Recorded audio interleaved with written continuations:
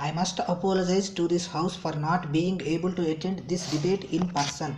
We have sometimes to attend to the business of two houses, and when something is before the two houses simultaneously, it adds to the difficulty. I have tried to keep in touch with the debate and have read reports of some of the speeches.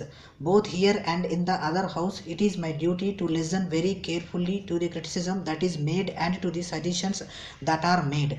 The public and the press have criticized the president's address as a mere repetition of the policies of the government. It gives or purports to give a broad survey of foreign and domestic affairs. Every government should have an integrated outlook consistent with its foreign and domestic policy. We are not in charge of the world, and the other countries do not necessarily carry out our dictates or follow our wishes. A policy which was idealistic and advanced in the 19th century may be out of date today. All of us have been hurled suddenly into the middle of the 20th century, irrespective of whether we wished it or not, but our minds lag behind in terms of the past. At the end of the last war, we saw two mighty giants rise among the nations, the United States of America and the Soviet Union. Other countries are far behind them in terms of power and technological growth. This situation has upset all the old balances.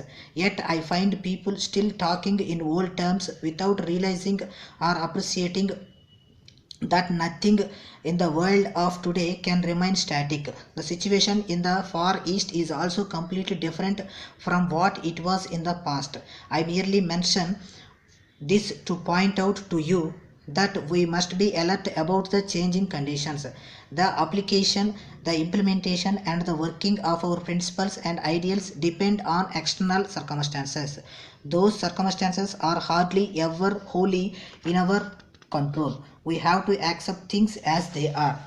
Everyone here would like to build a new world according to his heart's desire.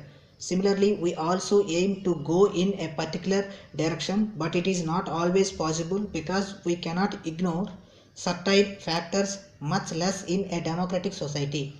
Of course, rapid changes consistent with the aims of a government can be brought in a country, even though the wishes of considerable numbers of people have to be disregarded. But such a thing is conceivable only in a particular type of political and economic setup where one group yields supreme power. When honorable members accuse us of complacency, I feel that they have little understanding of how my mind or that of my colleagues functions. Even if we were so foolish as to be complacent, the circumstances we have to face make it impossible for those of us who are in responsible positions to be complacent. I cannot speak for those who are responsible for the government of other countries, but I can certainly speak for my colleagues and for myself.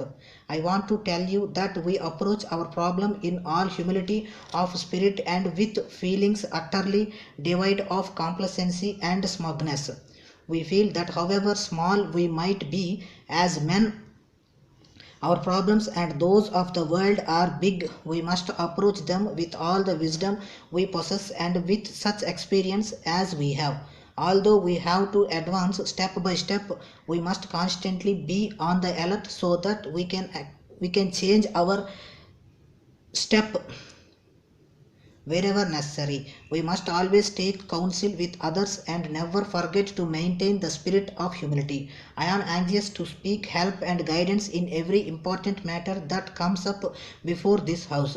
Apart from such knowledge, most of us have been conditioned by India's national movement and have a common background of thought and approach to problems.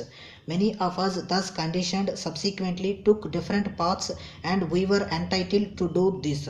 Our understanding of problems is necessarily influenced by our background, which we have to adapt to new conditions.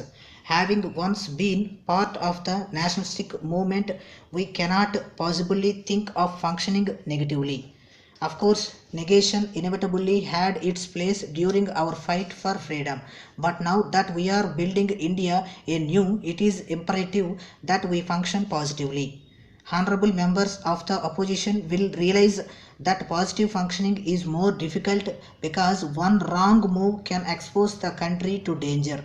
Independence has meant added responsibility. Besides our own, we have to try and help solve the problems of the world. Not that we wanted to interfere with the affairs of other countries, but in the present circumstances, it cannot be avoided. A multitude of political, economic, and social issues demand consideration in our own country. Large numbers of these problems had been overlooked for generations, but when foreign rule was removed, the problems were added to the old ones. We are supposed to solve the whole lot of them at once. It is not possible to consider our problems in a vacuum, nor is it easy to decide what is right and what is wrong. A country's foreign policy is really a collection of different policies, though they have a common basic outlook. When we deal with America or England, we have to deal with the peculiar circumstances that obtain in the country concerned as well as with those in each of the rest. No single broad rule can apply in every case because the nature of our relationship varies with each country. The only rule we can lay down is that we shall try to be friendly with all the countries. Finally, a foreign policy is not just a declaration of fine principles, nor is it directive to tell the world how to behave. It is conditioned and controlled by a country's own strength. If a country talks bigger than it is, it brings little credit to itself. It is easy for you or me to lay down beautiful maxims, but if that is done by a government or nation, it would probably come to nothing. We achieve nothing except the satisfaction of having made fine speeches.